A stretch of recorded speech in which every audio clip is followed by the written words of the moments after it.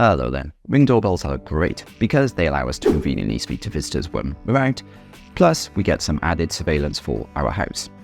But there's a big downside. They can sometimes be fairly bulky, and as a result, they're really hard to actually install if you've got a narrow doorframe.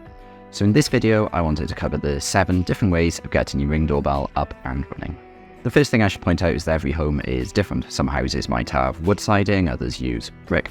This can affect which of the solutions they'll cover will actually work for you. So if one tip doesn't seem quite right, keep watching because I cover a full range of solutions for everyone. If your house has a narrow wooden doorframe, but then a wall like this, there's 2 main approaches here. You could try mounting the doorbell to the right angle part of the wall, but this can result in really bad viewing angles. There are some solutions to this which I'll cover soon, but another option is to simply mount your doorbell to the main wall here instead. This can work well, but if your Ring doorbell has wires, what do you do then? Well, you could actually drill a big hole through the wall, allowing you to then extend the doorbell wires from the original location to the new wall location. This might not be too bad if your home has wood siding, but it would be a bit of a pain if your house's exterior uses brick. It's something to consider though, because having your doorbell on the actual main wall outside your house will probably give you the best viewing angles, since there are no walls nearby to partially block the view or anything like that. However, if you don't want to drill all the bricks, a ring brick extension kit can actually be a really cool option to explore, because it provides a neater finish than simply running all the wires along your actual brickwork. The second option is to install it on the right angle part of the wall, like I mentioned earlier, but then use a corner kit. These are really useful because if you don't use them, your Ring doorbell will probably just be pointing straight at another brick wall. Yeah, nice view, Ring. However, a corner kit allows you to actually twist the Ring doorbell to hopefully point more at the road or the sidewalk or whatever. This is actually what I do in my current home, so it can work out really well if the right angle part of your wall is quite long. Some Ring doorbells like the Pro 2 actually include the corner kit within the box, but other models like the wired one will not. So in that case, you've got to go on ring.com, Amazon or eBay and buy one there instead. My third suggestion though is to explore a third-party Slimline Mount instead of using what Ring gives you in the box. These have a really small section that you can actually mount onto the narrow bit of your doorframe, and then they stand out a bit and allow you to actually mount the Ring doorbell onto that part. These slim mounts sometimes pop up on Amazon and eBay, although I've had best results looking on Etsy for these because there's actually loads of choice for these for every single type of Ring doorbell.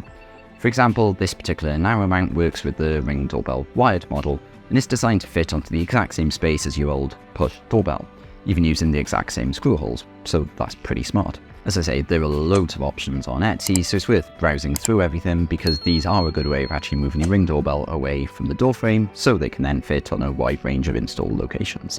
The fourth option is to look at buying a thinner Ring doorbell model. This especially applies if you actually have a battery model because the battery makes the whole product a lot bulkier, a lot wider. I discuss this a lot more on the Smart Home Point blog, so I'll put a link to that down in the description so you can read that. But the Ring Doorbell Pro, Pro 2 and wired models are a lot less wide than some of Ring's other doorbells. So if you buy those, you might then be able to fit those ones onto a narrow doorframe. Naturally, however, this does mean that you'll then need to actually power them with a wire, which might not work out for some people of course. But thankfully Ring does sell a product known as the plug-in adapter and these can work well. You then often just have to run a thin wire through your doorframe to power the wired Ring doorbell, which is pretty neat. The next thing you could try is to mount your Ring doorbell on the door itself, meaning that you then don't need to worry about the width of your doorframe. This can actually be a pretty neat option because it can often result in better viewing angles for your footage too than simply, mounting your Ring doorbell on the very edge of your door area. This method will work really well for battery doorbells, but it obviously won't work as well for wired doorbells because you then have all the cables around your door, which wouldn't exactly be safe of course. In this case, the sixth option is to look at the Ring Door View Cam, which is also sometimes called the Peephole Cam. This nifty product replaces the peephole on your door, and instead you mount a battery-powered Ring doorbell through the peephole in its place. It's often really easy to install, and it solves all of the problems with having narrow doorframes. Unfortunately, it's not the cheapest product out there, but it can work out quite well.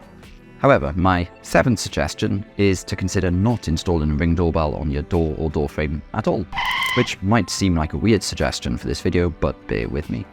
There's a few reasons why you might have originally wanted a Ring doorbell, such as having increased home surveillance options and obviously having the ability to speak to visitors when you're out.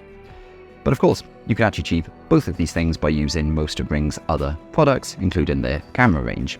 You could simply put a Ring stick-up cam in your porch area, for example, Or you can mount a battery Ring doorbell to your fence or somewhere near your door but not actually on the door or the door frame.